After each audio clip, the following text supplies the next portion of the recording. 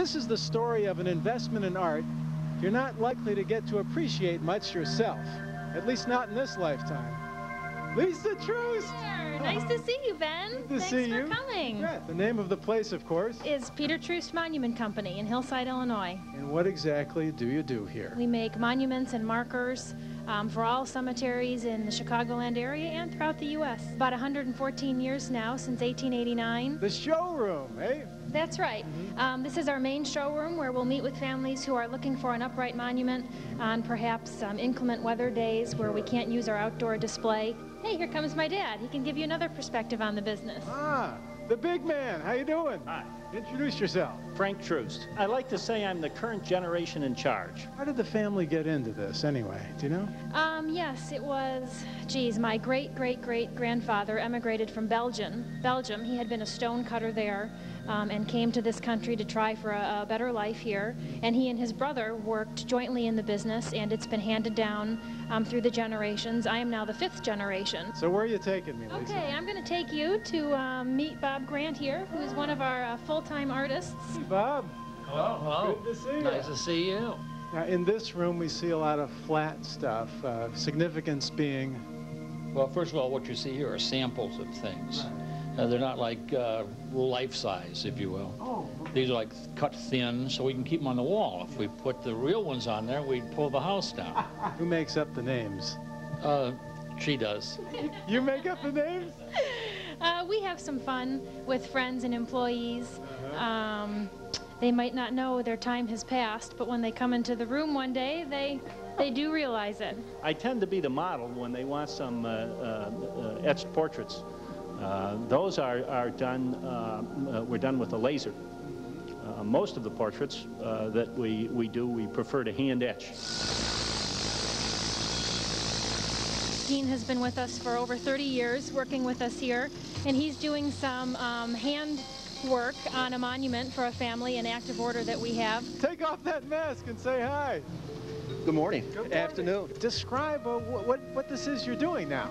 Well, these are called square sunk letters, where we take them in the sandblast room and take them down to a certain point, and then the rest is all the old-fashioned way with air hammers and chisels. Gene, do you think of yourself as an artist? No, I just think of an old man. Come on! No, you have to have a certain amount of artistic ability. A lot of people can't do it. How long have you been doing it? Oh, about 34 years. This kind of artwork, I don't know, it's so personal and close, meaningful. Tell me your reflections on this kind of art.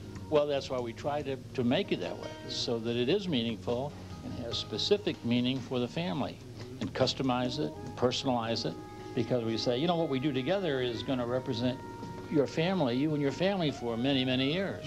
This is something that's truly permanent. Is granite the stone of choice? Yes, it is. It's the most durable. It wears the best with the elements. It's much harder than marble. In the early days, most of the stones were made of either marble or limestone. They tended to weather away in time and deteriorate.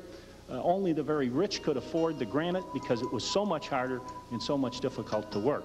But the price of granite has in relative terms, has come way down, and the cost of putting these unusual finishes on them has gone down substantially. Introduce yourself. Jack Hallahan. And wow, what's going on here? Is this the same process we saw Gene doing? No. It's a little bit different. What this process involves is using air hammers and chisels. What we did to start the process off was we blasted down the background around this family name here. How much does it weigh?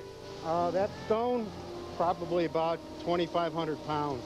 Does this job build muscle? Yes, it does. You bet your bippy. Chances are, if I do this one and the guy that you spoke to earlier did it, we'd both do it in a different manner. And the product would come out looking similar, but it's still going to be different because everybody's got different methods of how they do it. So where do you put your name here? We don't sign them. Maybe down there on the bottom where nobody can see it. Hey, introduce yourself to us. I'm Mike Valentine. Nice to meet you. Does your mind take you interesting places in this line of work? I pretty much focus on everything that I'm doing here, and because there's a lot to watch for. There's a lot of things that, you know, that you could easily make a mistake on it. We take pride in what we're doing. Everybody who's been here has been doing this for over 20-some years. So they like what they're doing, and we see the finished product. You drive through the cemetery and you may not remember the name, but you see a stone and you remember, you say, I remember that one. And it's strange, you can drive through the cemetery and it can be 15 years later and you still remember that stone that you did, because some of them have some peculiar things that are put on them. Some of them are just that you spend a lot of time on it and you like to see the product out there. Is any stone they see going to work in any cemetery they want? No, that's a very good question. Virtually all cemeteries in the Chicagoland area have rules, regulations, restrictions on the types, sizes, and sometimes even colors of monuments that they can have. We'll make this a nice carved angel, for example. And then on the side, because you like flowers, we may put a couple of very nice vases on the side. How many stones have you made, Frank, over the years? Well, that's hard to say. I think today we probably make about 15,000 a year. Certainly 300,000, I think, that we have made since I've been with the company. There's a certain sensitivity required of you in this business.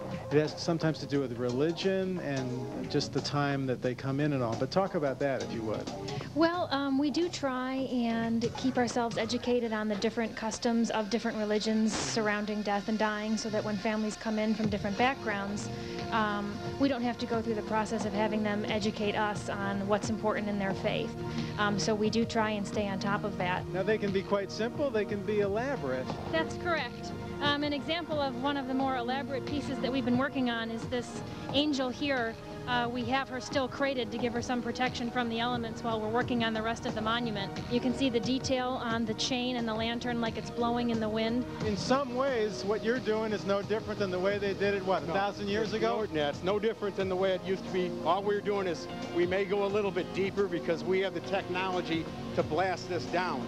What they would have done is taken this same thing and they would have drawn the lines around there with a diamond pen or an etching tool. Either one of you guys have any idea about the history of the monuments and the history of stones? The simplest form of memorialize somebody was simply making a pile of rocks, putting a pile of rocks on someone, and then it kind of turned into something more elaborate, eventually into great things like the pyramids of Egypt, which are mausoleums. What kind of price range are we talking about here? It's huge, isn't it?